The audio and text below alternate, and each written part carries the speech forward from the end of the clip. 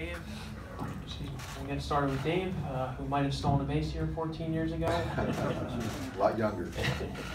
Who's got the first question for Dave? We'll start with Andy right here. We'll get you the microphone. Hey Dave, just two quick ones. What does your pitching look like? Obviously, Clayton's going to go game 1, and then Hunjin will go game 2, and then Walker will pitch game 3. And Cora earlier remarked on how famous you are here and how you've made a lucrative business Did he really? signing autographs. So just from your perspective, how lucrative has that been? Probably not as lucrative as Alex made it sound. It is great coming back to this great city, and I've got nothing but great memories.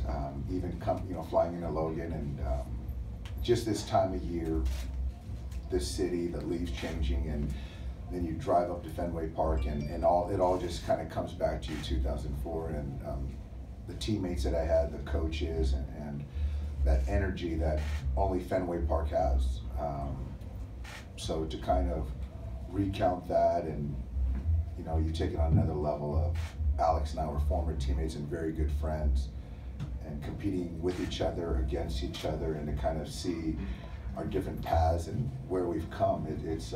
It's really exceeded all of our dreams, and this is a dream job for me, and I know, speaking for him, this is his dream job. So for us to play for a world championship, West Coast, East Coast, Dodgers, Red Sox, I just can't see getting any better. Okay, right in front here, Mike. Dave, what you know about Alex, obviously having played with him, what gave you the indication, or early on perhaps, that he would make a great manager?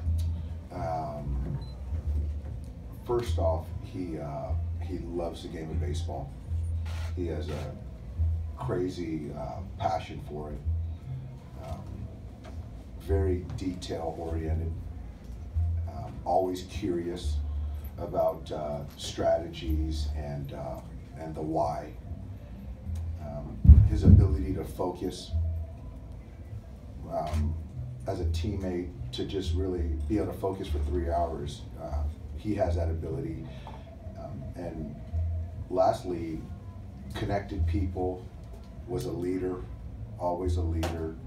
And so he checks a lot of boxes. So to see him in this position, no surprise, and I couldn't be more happy for him. Tim in the third row. Yeah, I'm curious, I'm sure over the years you've heard countless stories of where people were when you stole the base, like what it meant to them and things like that, probably while signing all the balls and getting all the money. But I'm curious if any really struck you, how many of these things you've heard. I'm sure there were a million people in the ballpark by now having witnessed that.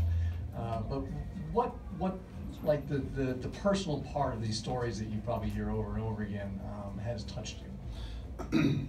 Well, they all touch me in different ways, and I think that the key that I've really grown to appreciate is it's not about me. I understand that it was a big play for me, for the Red Sox and our club in 2004, but understanding that everyone has a moment, and that moment is special to them or whoever they're with, and however they identify that play with that particular moment, and for them to want to share that with me, that's pretty humbling. So so I've really grown to love to hear the different stories, and I've heard stories of parents on their deathbed and got to see it, and then finally gave way once they saw us win a championship, and it doesn't get more impactful or heartwarming than that. And see it toward the back, Jesse.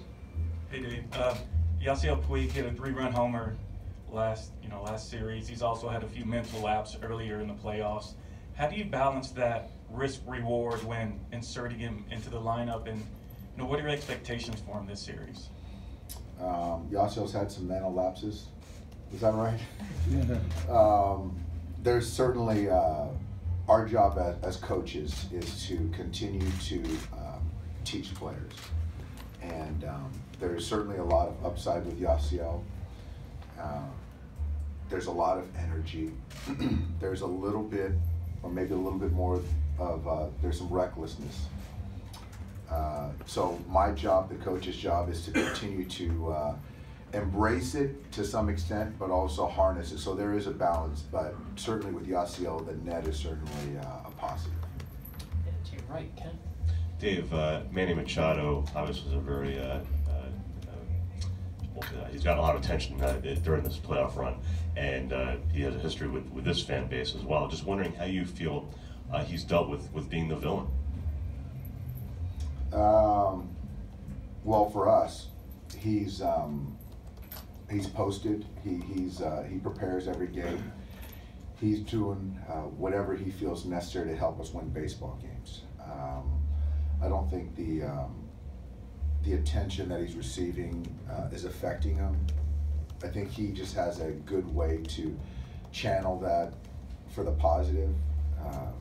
So I've heard a little bit about the history with the Red Sox, but you know, when you're in the World Series, I think that each team's goal is to win 4 baseball games. So I don't think that the history really has any effect on these next games. And Allison to the right here. With all of the talk about bullpenning and how a lot of the playoff teams had to piece together their pitching, and now we're in the World Series, we see 2 teams that rely largely on starting pitching. Just how much of a comfort is it for you, and to be able to know that your starters not only can go deep into games, but can also actually decide some of these games? It's, you know, every ball club operates differently depending on their personnel. And last year we were a little bit different than this year. Milwaukee's a little bit different than we are. But for me to have 4 guys that you're going to run out there that you feel confident that can give you X amount of outs and shorten a game, I think that that's a lot more comforting than to kind of premeditated get 6 to 9 outs and then try to patch things together. And especially when you're talking about a 7-game series, the last series of the year, where guys have been used and workloads and things like that. And I do think that with us last year, there was a little bit of overexposure with our pen with the Astros. So right now, where we're at, we're definitely cognizant of that too. And right center aisle, Arash. Dave, with Muncy, when along the way did he become somebody who was effectively replacing, filling in for guys who are injured, to becoming the offensive threat, the player that he's become? I don't recall exactly when, but I do know that once we recalled him in April, there was a little bit of a struggle. His first 20 at bats, he was swinging at a lot of balls down below, and I think in Arizona he might have hit a homer the other way, and just got his confidence. And from that point on, just the at-bat quality continued to be consistent, even against a left-hander. And it was just to a point where we couldn't keep him out of the lineup. And his story of being out of baseball for a quick minute, being a non-roster invitee, college kid out of Baylor, Midwest, and you know, South. But so for him to kind of win a job and win at bats, he kind of typifies a lot of the guys that we have on our club. And Tyler. David, you had your magic moment, you know, in 04. David Freese had a couple of his own in 11. Can you relate a little bit to sort of how that moment always stays with you, you know, in a good way, your whole life, and what has David brought to this team in the short time he's been here? I think one part of it is just the preparation, and when you can always rely on your preparation, the moment shouldn't get too big for you, and you have a way of calming your nerves to not try to do too much. So that's kind of how I approached the postseason, and I think David feels the same way, and he has a calm about him when he's in the batter's box, and the players that do perform on the biggest of stages have that kind of similarity. David's just brought professionalism, a toughness, experience, and a buy-in. And if you can look back at how he's been used since he's been here, It's been a little unorthodox, but for him, when a player tells you you never have to explain why you do what you do, I'm here to support you in any way I possibly can. That's just who David Freese is, and it makes my job a lot easier. He'll be in there. Third row on your left, Ron. While all the data you have and the resultant defensive shifts and pitching changes give you a better chance to win the game, does part of you as a fan wonder whether the increase in strikeouts and the decrease in hits makes the game less appealing for fans, especially maybe the casual fans who only tune in this time of year? There's certainly something to be said for that, because ball in play, double plays, defense, that's always exciting. The hit and run. But if you look at, I know our series, there was a lot of strikeouts, but there was the strategy part of it. I think that's very exciting for baseball purists that love to see what managers think and how you can kind of match up against the opposition. But still, the talent that is on the field, that's going to be on the field tomorrow and in this entire postseason, is like there's never been. So when you're talking about the strikeout, the reason we can talk about the swings and not the intent to shorten up or use the other side of the field, but the facts are the velocity has increased exponentially, and you have to appreciate that as well. So there's not just one side of it, and a lot of credit goes to those big arms too. So it's not easy to just always put a ball in play. But I just really appreciate how many good players there are in today's game. Just quick ones, this right corner here. I just want to dovetail off of you talking about calming the nerves. You guys have been heavy favorites to get back to this place again now. And this is one of the first times that you guys have really been kind of seen as underdogs, especially by Vegas. Do you feel like you're playing with house money? And if you do you feel like that's mentally freeing and able to calm your nerves a little bit more as a club? Yeah, it's kind of a role reversal for us. You know, it's the high payroll, high-powered Red Sox. So for us to kind of be in the game, that's a good thing for us. So I like the underdog role, but I do know that everyone in our clubhouse doesn't see it as icing on the cake. It's been our goal since last year to win a World Series. So it's a good club over there, but we still like our guys, and it's going to be a good one, and they're going to get everything we have. Three last quick ones, we're out of here. Dave, quickly, two things. Who's your DH tomorrow? Matt Kemp. Okay. And you talked about your time with Alex in LA. What did you guys see in each other? Did you talk about possibly managing then? Were there other guys in the team you thought might? And other experiences you had there that shape you today? There was a lot of talk of Alex potentially managing, and I think that's something, even when he was playing, he had visions of doing that, or doing this. Me, not so much.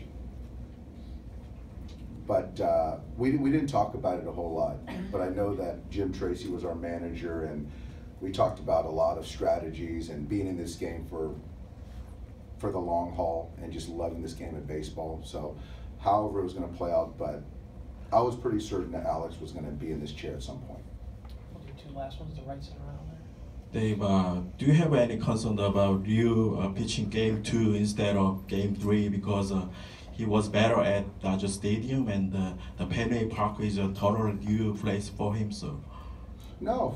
With Hyun-Jin, he's been very good at Dodger Stadium, but if he's executing pitches and being on the road, we're not concerned. He's had a tremendous year, and pitching in big games, whether it be at home or on the road, his pulse, as we've talked about with a lot of our players, isn't a concern of ours. Kind of following up on that, what was the thought process that you choose Rue over Hill for the Game 2? And kind of following up on Bill, you and Alex are the first minority managers to face off in the World Series. I know that's not a topic you like to put out front, but what significance is there to that for you?